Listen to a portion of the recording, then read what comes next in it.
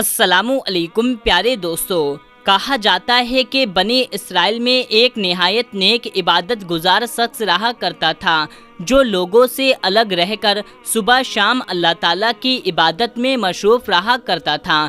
وہاں کا بادشاہ ہر روز اس عابد کی خدمت میں حاضر ہوتا اور اس سے اس کی حاجت وغیرہ پوچھتا تو وہ جواب میں کہتا، اللہ تعالیٰ میری حاجت کو زیادہ جانتا ہے اور وہی میری ضرورتوں کو پورا کرنے والا ہے۔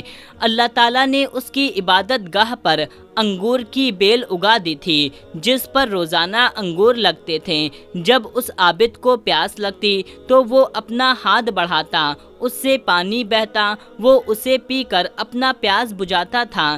ایک دن وہ عابد سخت اپنی عبادت گاہ میں بیٹھ کر عبادت میں مصروف تھا کہ صبح سے شام ہو گئی۔ مغرب کے وقت ایک حسین و جمیل عورت اس عابد کے قریب سے گزری تو اسے پکارنے لگی، اے اللہ کے بندے۔ عابد نے جواب دیا، کیا حاجت ہے؟ تو عورت نے پوچھا، کیا تجھے تیرا رب دیکھ رہا ہے؟ عابد نے کہا، میرا رب اللہ ہر چیز پر قادر ہے، وہ ہر چیز پر نظر رکھنے والا ہے، قبروں میں مدفون لوگوں کو اٹھانے والا ہے۔ عورت نے کہا کہ شہر بہت دور ہے، میں ایک رات آپ کے یہاں ٹھہرنا چاہتی ہوں، کیا میں آج رات یہاں رک سکتی ہوں؟ عابد نے کہا کہ اوپر آ جاؤ۔ جب عورت عبادت گاہ میں داخل ہوئی تو اس نے اپنے بدن کے سارے کپڑے اتار دیے۔ عابد کے سامنے بنا کپڑوں کی کھڑی ہو گئی اور عابد سے کہنے لگی، آج رات تم جتنا چاہو مجھ سے فائدہ اٹھا سکتے ہو۔ عابد نے فوراً اپنی نگاہیں جھکا لی اور اس عورت سے کہا کہ خدا تجھے برباد کرے، اپنے جسم ڈھک لے۔ عورت بولی، اگر آج رات تم مجھ سے نفع اٹھا لوگے تو کیا چلا جائے گا تمہارا؟ اس پر عابد اپنے نفس سے مخاطب ہوا اور اس سے پوچھا، کیا چاہتا ہے؟ نفس بولا، اللہ کی قسم میں اس عورت سے ضرور فائدہ اٹھاؤں گا۔ تو عابد نے اپنے نفس سے کہا کہ تیری بربادی ہو، تو گندک کا لباس ہے، ہمیشہ آگ چاہتا ہے اور میرے اتنے عرصے کی عبادت کو برباد کرنا چاہتا ہے۔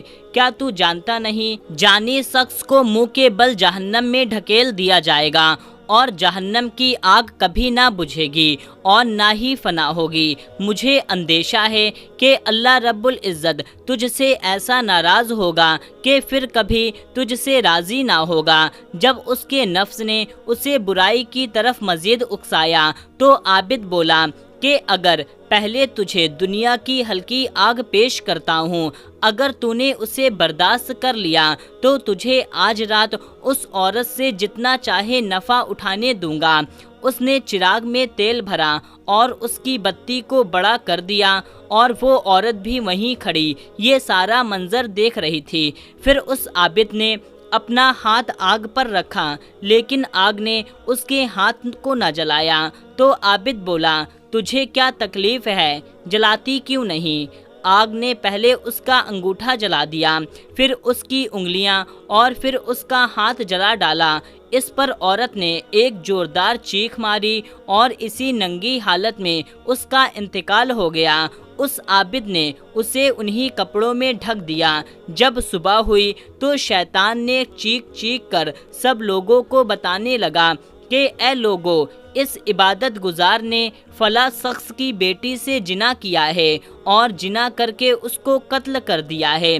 یہ سن کر کے بادشاہ سخت غصے میں آ گیا اور اپنے لشکر کے ساتھ اس عابد کے عبادت خانے کی طرف چل پڑا۔ وہاں پہنچ کر بادشاہ نے عابد کو پکارا۔ عابد نے پکار کا جواب دیا تو بادشاہ نے پوچھا کہ فلاں کی بیٹی کہاں ہے؟ عابد نے کہا، وہ میرے پاس ہی ہے۔ بادشاہ بولا، اسے میرے پاس نیچے بھیجو۔ تو عابد نے جواب دیا کہ وہ مر چکی ہے۔ بادشاہ بولا، جب وہ جنا پر راضی نہ ہوئی تو نے اسے قتل کر دیا۔ بادشاہ نے سپاہیوں کو حکم دیا کہ عابد کو پکڑ لاؤ۔ پھر اس عورت کو وہاں سے اٹھا لیا گیا اور عابد کو قید خانے میں ڈال دیا گیا۔ وہ لوگ جانی کو آرے سے کاٹ دیا کرتے تھے۔ उस आबिद का जला हुआ हाथ आस्तीन में छुपा हुआ था। किसी ने आबिद से वाक़े की सच्चाई ना पूछी और फौरन ही आबिद के सर पर आरा रख दिया गया और जल्लाद को हुक्म दिया गया कि आरा चलाओ। उसने आरा चला दिया। जब आरा आबिद के दिमाग तक पहुंचा तो उसके मुंह से आह निकल गई। तो अल्लाह तबारक व ताला ने हज़रत जिब्राइल अलैहिस्सलाम को हुक्म दिया कि उससे कहो ये कुछ ना बोले। मुझे अपनी इज़्ज़त जलाल की कसम, अगर इसने दोबारा आह निकाली तो मैं आसमान को ज़मीन पर गिरा दूंगा। मैं उसे देख रहा हूँ, मेरा अर्श उठाने वाले फरिश्ते उस पर रो रहे हैं। तो आबिद ने दोबारा मरते दम तक अपने मुंह से कोई आवाज़ ना निकाली और यूं ही अपने सर पर आरा चलने दिया। जब उसका इंतकाल हो गया तो अल्लाह तबारक व ताला ने औरत की रूह वापस लौटा दी और वो बोली, खुदा ताला की कसम, ये बेकसूर था, उसने जिना नहीं किया, बल्कि मैं खुद इसके पास जिना की दावत लेकर गई थी। फिर उसने लोगों को पूरा वाक़या सुनाया और लोगों को आबिद के जले हुए हाथ के बारे में बताया। जब लोगों ने आबिद का हाथ देखा तो औरत के बयान के मुताबिक जला हुआ था। वो लोग बोले, ये हमसे क्या हो गया? अगर हमें मालूम होता तो हरगिज़ हम उसे ना चीरते। जब वो आबिद दो टुकड़े होकर ज़मीन पर गिर गया, उसके बाद उस औरत की रूह दोबारा कब्ज़ कर ली गई।